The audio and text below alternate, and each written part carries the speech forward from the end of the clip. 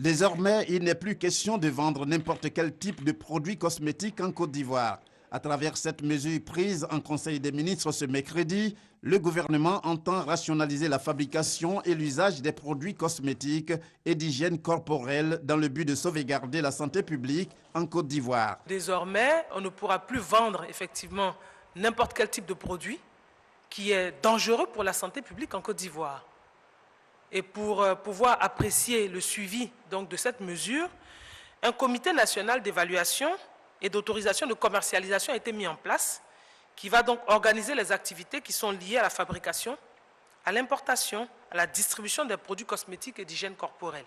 Par ailleurs, face à la paupérisation, le Conseil a décidé de mettre en place un plan d'aide à certains ménages jugés pauvres. Ce plan, qui va s'appliquer à 35 000 ménages, s'inscrit dans le cadre des actions appelées filets sociaux, calqués sur le modèle brésilien consistant à prendre en charge les familles les plus démunies, notamment en milieu rural. Le président de la République a estimé qu'il fallait effectivement se servir du modèle brésilien, important en la matière, pour lutter contre la pauvreté.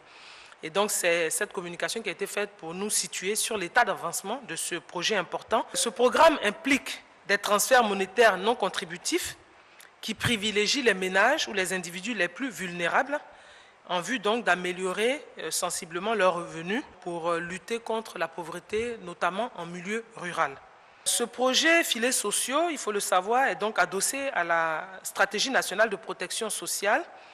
Et l'objectif ici est de réduire l'extrême pauvreté de 20% et l'écart de pauvreté extrême qui va donc baisser de façon significative et faire baisser grandement aussi, je dirais, la pauvreté de façon générale. Ce projet devrait profiter à 35 000 ménages.